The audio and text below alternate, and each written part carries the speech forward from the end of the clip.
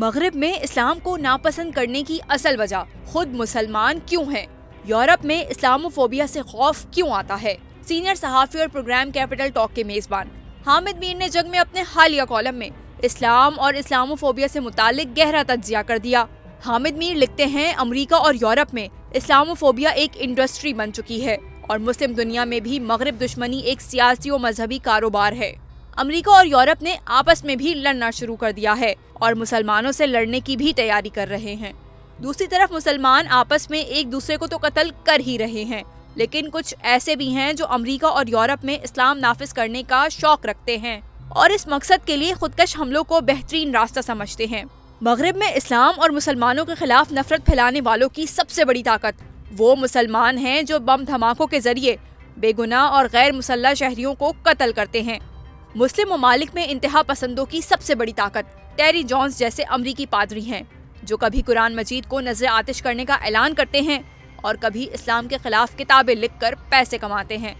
حامد میر لکھتے ہیں کہ امریکہ اور یورپ میں مسلمانوں کے خلاف نفرت انگیز جرائم میں غیر معمولی اضافہ ہو رہا ہے۔ تازہ ترین واقعہ لندن میں ترک سفارت خانے کے باہر قرآن پاک کو نذر آتش کرنے کی کوشش ہے۔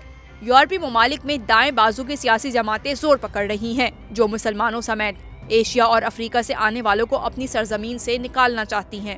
یہ پہلو بڑا قابل غور ہے کہ ویٹیکن اور مصر کی الازہر یونیورسٹی کے درمیان بین المذاہب ڈائیلاگ کئی سال سے جاری ہے، لیکن اس کے باوجود مغرب میں مسلمانوں کے خلاف نفرت میں اضافہ ہو رہا ہے۔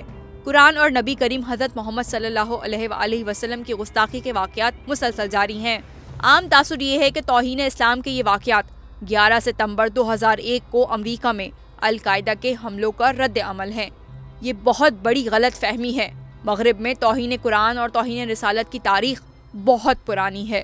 علی گڑھ یونیورسٹی میں انگریزی ادب کے استاد پروفیسر عبدالرحیم کدوایی نے انگریزی ادب میں رسول اللہ کی تصویر کشی کا ایک تجزیاتی مطالعہ کیا ہے۔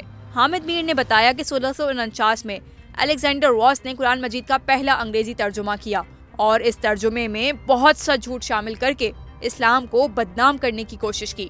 پھر فرانسیسی ادیب والٹیئر اور شیکسپیئر بھی اپنی تحریروں میں توہین رسالت کا ارتکاب کرتے رہے، لیکن جرمن ادیب گوئٹے اور برطانوی ادیب کارلائل نے اسلام اور نبی کریم کے بارے میں جھوٹے پروپیگنڈے کو مسترد کر دیا۔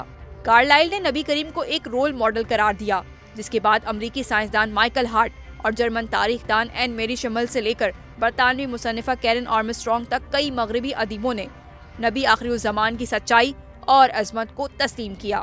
حامد میر نے مسلمانوں کو مخاطب کرتے ہوئے کہا کہ آج بھی امریکہ میں رابرٹ اسپینسر اسلام کے خلاف کوئی کتاب لکھتا ہے یا ڈچ سیاستدان گیٹ ویلڈر مسلمانوں کے خلاف فلم ریلیز کرتا ہے تو ہم سڑکوں پر آ کر احتجاج شروع کر دیتے ہیں۔ پرامن احتجاج ضرور کریں، لیکن جب مغرب میں قرآن یا اسلام کی توہین ہوتی ہے تو ہمیں کارلائل اور مائیکل ہارٹ جیسے مغربی مفکرین کا ذکر کرنا چاہیے، جنہوں نے پیغمبر اسلام کے خلاف مغربی مصنفین کی دشنام ترازیوں کو مسترد کیا۔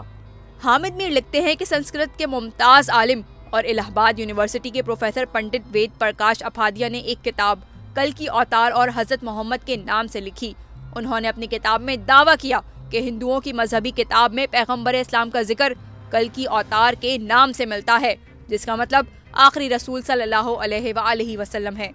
حامد میر نے لکھا کہ ہندو انتہا پسند اکثر قرآن اور اسلام کے بارے میں یا وہ گوئی سے کام لیتے ہیں، لیکن بہت کم مسلمان ایسے ہیں جو اپنے دین کے حق میں ہندو مصنفین کی گواہی پیش کر سکتے ہیں۔ مسلمانوں کا مقدمہ بہت مضبوط ہے، لیکن مقدمہ لڑنے کے لیے تشدد کا راستہ درست نہیں۔ قرآن کہتا ہے، اے ایمان والو، اللہ سے ڈرو اور سچے لوگوں کا ساتھ دو۔ سچ کا ساتھ دینا مشکل کام ہے، لیکن آخری فتح ہمیشہ سچائی کی ہوتی ہے۔